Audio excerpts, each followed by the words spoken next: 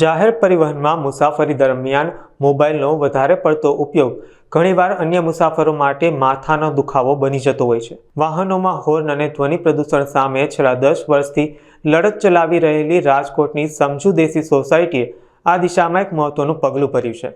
સંસ્થાની રજૂઆતને પગલે જીએસઆરટીસી એટલે કે એસટી નિગમ દ્વારા હવે બસોમાં મોબાઈલનો વિવેકપૂર્ણ ઉપયોગ કરવા માટેની માર્ગદર્શિકા જાહેર કરવામાં આવી છે.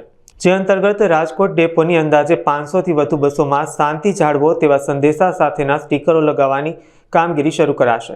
આ પહેલનો મુખ્ય હેતુ બસોમાં મુસાફરી કરતા અન્ય લોકોને ખલેલ ન પહોંચે અને સૌની મુસાફરી સુખદ અને શાંતિપૂર્ણ રહે તે સુનિશ્ચિત કરવા માટેનો છે. હું સંજીવ જાની, સમજુ દેસી સોસાયટી એક એનજીઓ જે છેલ્લા 10 વર્ષથી વાહનોના હોર્નથી ઉત્પન્ન થતા ધ્વનિ પ્રદૂષણ વિરુદ્ધ ઝુંબેશ ચલાવી રહી છે. એનો સંસ્થાપક છું અને મારી સાથે મારા ટીમ મેમ્બર્સ અત્યારે હાજર છે.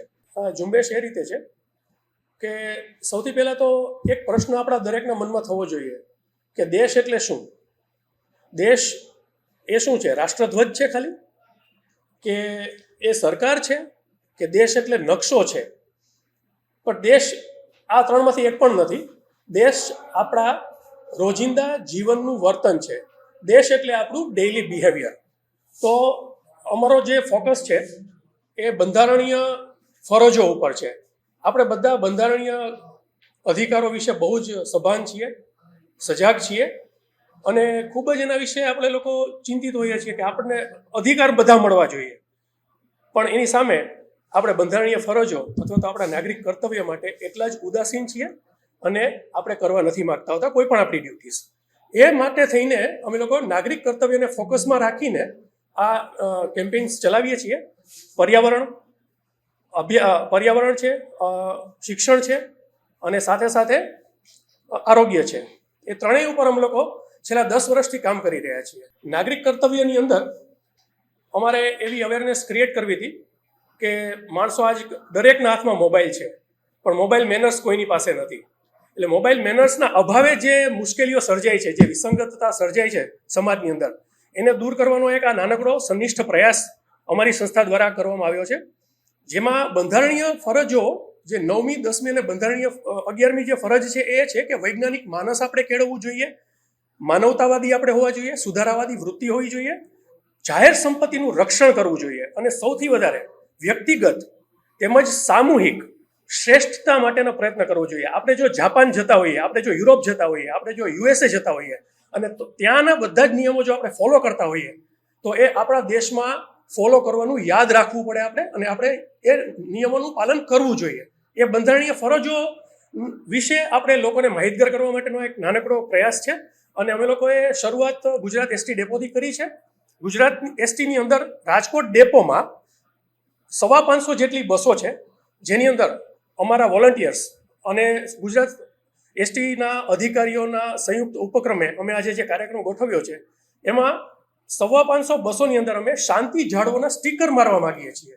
જેમાં એક મોબાઈલનો સિમ્બોલ હશે, જેની ઉપર ચોકડી મારેલી હશે, જેથી કરીને સામાન્ય રીતે કંડક્ટરોને સંઘર્ષ થતો અટકશે. જ્યારે પેસેન્જર કોઈ પણ રીલ્સ મોટેથી વગાડશે અથવા તો પેસેન્જર મોટેથી મોબાઈલમાં વાત કરતો હશે તો કંડક્ટરને પેલું સૂચનાનું બોર્ડ જ ખાલી બતાવવાનું રહેશે કે માત્ર શાંતિ જાળવવાની છે અને આ હુકમથી છે.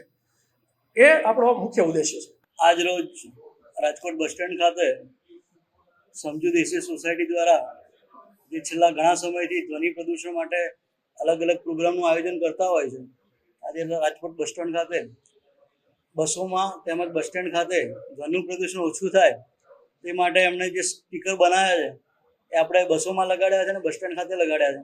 આપ જાણો છો કે આપણે મુસાફરી કરતા હોઈએ ત્યારે અમુક વ્યક્તિના મોબાઈલના કારણે અમુક નાના બાળકો હોય કે વૃદ્ધ વ્યક્તિઓ, બીમાર વ્યક્તિઓ મુસાફરી કરતા હોય તેમને ડિસ્ટર્બન્સ થતું હોય છે. એટલે અમારા લેવલે પણ અમે કરીએ છીએ અને આ જનજાગૃતિના ભાગરૂપે આજે આ આયોજન સમજુ દેસી સોસાયટી દ્વારા કર્યું છે એને હું બિરદાવું છું. અને આવા આયોજન બીજા મારા અંડરમાં આવતા જિલ્લાઓ જેવા કે મોરબી અને સુરેન્દ્રનગર એનું પણ આગામી દિવસોમાં પ્લાનિંગ છે.